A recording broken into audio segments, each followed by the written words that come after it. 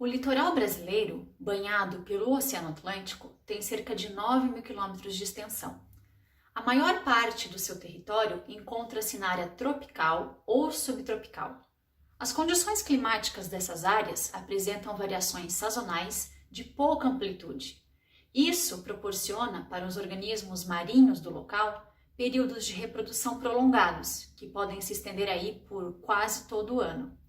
Essas condições também proporcionam um alto metabolismo que leva a um crescimento rápido dos animais. Além disso, essas áreas apresentam uma variação de temperatura anual numa faixa entre 20 a 35 graus Celsius, o que torna essas zonas costeiras tropicais altamente apropriadas para a aquicultura. E no caso do cultivo de moluscos bivalves, a chamada malacocultura, essas características se tornam mais proveitosas, principalmente quando estas zonas costeiras se constituem em estuários ou baías, onde há uma baixa profundidade nas águas, impedindo a formação de termóclinas e facilitando o aporte de nutrientes, o que assegura uma alta produtividade. O cultivo de moluscos bivalves possui a particularidade de ser um cultivo que, nas suas fases de crescimento e engorda, utiliza apenas recursos do próprio ambiente, como a circulação de água e o alimento natural, sem a necessidade do fornecimento de insumos, como a ração ou o alimento vivo, geralmente utilizados em outros cultivos aquícolas. Além disso, a atividade utiliza técnicas simples e de baixo custo, podendo ser incluída em programas de políticas públicas que visam o desenvolvimento econômico e social de comunidades litorâneas, que irão trabalhar com um produto final de alto valor agregado. O cultivo de moluscos bivalves é representado basicamente pela produção de mexilhões, ostras e vieiras. O mexilhão é o termo oficial utilizado na língua portuguesa para denominar diversas espécies de moluscos bivalves da família Mytilidae, sendo os gêneros mais comuns Mytilus, Perna e Mitela. Dependendo da região do Brasil e da espécie dos mitilídeos, eles recebem diversos nomes populares diferentes, como marisco, marisco das pedras, sururu, marisco preto e por aí vai. Esses animais são extremamente abundantes no nosso litoral, vivendo principalmente fixados nos costões rochosos, na região de variação das marés e no início do infralitoral, formando densas populações. Normalmente, eles se dispõem de forma vertical sobre os costões em função do grau de batimento das ondas e do grau de inclinação do costão. Isso ocorre por conta da presença dos filamentos do biço, que são bem desenvolvidos e permitem a fixação em substratos duros. O mexilhão, como o restante dos moluscos bivalves, é um animal que não possui esqueleto interno e tem o corpo contido em uma concha, formada por duas partes iguais, chamadas valvas, que são unidas por uma estrutura conhecida como ligamento. E esse animal também apresenta na sua concha diversas linhas delicadas que apresentam o seu crescimento.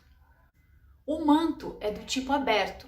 Os animais apresentam um pé reduzido, cilíndrico e não funcional para sua locomoção. Os moluscos bivalves se alimentam exclusivamente através da filtração, com o movimento ciliar das células das brânquias, retirando seu alimento diretamente da água do mar. A sua reprodução é realizada através da liberação de gametas na água, ocorrendo fecundação externa, originando larvas que ficam à deriva por aproximadamente 3 a 4 semanas, quando então se fixam ao substrato. Por isso, essa espécie ocorre em mar aberto e em estuários de água salobra, principalmente naquelas com movimento intenso, distribuindo-se em substratos expostos à influência das marés. O cultivo de mexilhões é especificamente chamado de mitilicultura e teve seu início atribuído à história de um náufrago, o irlandês Patrick Walton, que no ano de 1920, lá na região de La Rochelle, na Baía de Aiguillon, na França, praticou por acidente o cultivo de mexilhões, pois com o objetivo de capturar pássaros para sua alimentação, ele enterrou estacas na praia, os chamados bowshots, onde estendeu uma rede para capturar aves. Segundo a história, ele não conseguiu capturar os pássaros, mas obteve, com a estrutura montada nas estacas, uma grande fixação de mexilhões, que passaram a garantir o seu alimento naquele momento. Desde então, a mitilicultura vem se desenvolvendo em várias partes do mundo, tendo se tornado importante atividade comercial em vários países. Ainda hoje, lá na França, o método mais utilizado de cultivo é o de bouchottes, mas como atividade verdadeiramente importante em termos econômicos, os cultivos de mexilhões se estabeleceram na Espanha no início dos anos de 1940. Com o passar dos anos, os cultivos se espalharam comercialmente, primeiro pelos países da Europa, como França, Holanda e Itália, e em seguida essa atividade passou a ser desenvolvida em países da Ásia, como China e Tailândia, na Nova Zelândia e na América do Sul, em países como Venezuela, Chile e Brasil.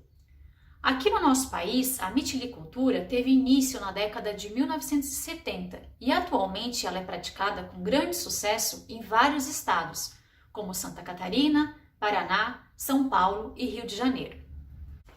Dentre os moluscos bivalves, também encontramos a família Ostreidae, que dá origem à chamada ostreicultura, que se desenvolve com espécies exóticas e espécies nativas. Um exemplo de espécie nativa é a Crassostreia rhizóphora e o outro é a Cassostreia brasiliana, que também são chamadas de ostra do mangue ou ostra nativa mesmo. A Universidade Federal da Bahia, através do Instituto de Biologia da UFBA, foi uma das precursoras do cultivo de ostras nativas no Brasil.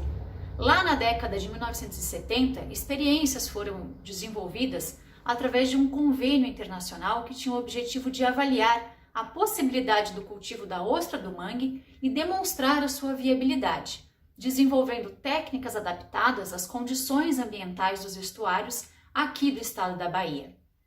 Numa tentativa de contribuir para o desenvolvimento econômico e social da região, propiciando a exploração comercial dessa espécie.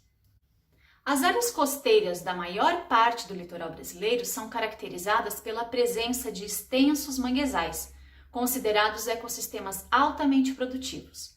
Dentre os organismos aquáticos utilizados para o consumo humano, encontramos nessas áreas a espécie de ostra Crassostreia rhizóphora, que se destaca não somente pelo sabor e valor nutritivo, mas também pela alta taxa de conversão do alimento consumido pela ostra, proporcionando assim um maior crescimento do animal.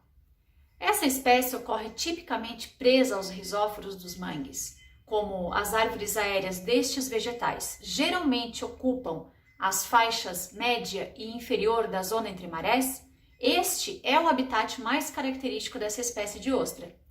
Normalmente, o aglomerado de raízes aéreos nos manguezais forma verdadeiras barreiras às correntes, de modo que o material mais fino em suspensão é depositado ao nível dessas raízes. Assim, os manguezais são ricos em matéria orgânica. Nos rizóforos, as ostras geralmente ficam de forma aglomerada, onde naturalmente ocorre a competição intraespecífica por alimento. A ostra, como organismo filtrador, tem o seu período de tomada de alimento limitado pelas condições de emersão nos períodos de baixa maré ou imersão na alta da maré. A ostra do mangue se adaptou para viver em águas com considerável variação de salinidade. Essa espécie apresenta uma concha relativamente fina e foliácea. A sua válvula direita é escavada, enquanto a sua válvula esquerda é achatada. Exemplares adultos podem atingir até 10 centímetros de comprimento, mas normalmente no seu ambiente natural, elas crescem até um tamanho de 5 centímetros. Tentativas do cultivo da ostra do mangue também foram desenvolvidas nos estados do Ceará, do Sergipe, de Santa Catarina e Paraná. Mas é a ostra do Pacífico, ou também chamada de ostra japonesa, que realmente se estabeleceu nos cultivos aquícolas aqui no Brasil. A Crassostreia gigas é uma espécie exótica que foi introduzida no nosso país no ano de 1974, de forma experimental, por institutos de pesquisa do Rio de Janeiro e de São Paulo. Essa espécie exótica é liberada para o cultivo de acordo com a portaria do IBAMA número 145, de 29 de outubro de 1998. O cultivo de ostras se desenvolve desde a obtenção da sua semente em laboratório, através da desova controlada, até a fase final de comercialização. E foi no estado de Santa Catarina que os resultados desse cultivo se mostraram mais promissores. E lá, no estado, a produção dessa espécie trouxe uma alternativa de renda aos pescadores artesanais, além de desenvolver uma forte consciência ecológica com a proteção das águas marinhas, na qual depende a qualidade desse produto. Também encontramos o cultivo de gigas em outros estados do Brasil. No litoral brasileiro, ainda temos os moluscos bivalves da família Pectinidae. Os pectinídeos estão representados por 9 gêneros de 17 espécies. São conhecidos como vieiras e 2 espécies se destacam devido ao maior tamanho e interesse comercial: o Nodipecten nodosus e Euvola zigzag. A mais cultivada é a Nodipecten nodosus. Essa espécie apresenta um grande potencial aquícola, atingindo o tamanho médio de 8 a 10 centímetros de comprimento de concha em cerca de 12 meses de cultivo. Mas, com relação aos cultivos propriamente ditos, para a engorda dos animais, de modo geral, é utilizado o espinhel ou o longline, que consiste em um cabo mestre posicionado na superfície, meia água ou ainda próximo ao leito marinho, mantido flutuando por boias e fundeado pelas extremidades por poitas de concreto, âncoras ou pinos de ferro. Nele são amarradas as lanternas com ostra ou vieira ou as cordas de mexilhões pelo tempo destinado a cada espécie. Em uma área aquícola, o tamanho dos espinhéis está relacionado à área onde será implantado o cultivo, assim como a disposição deles em relação à costa e a influência de ondas e marés.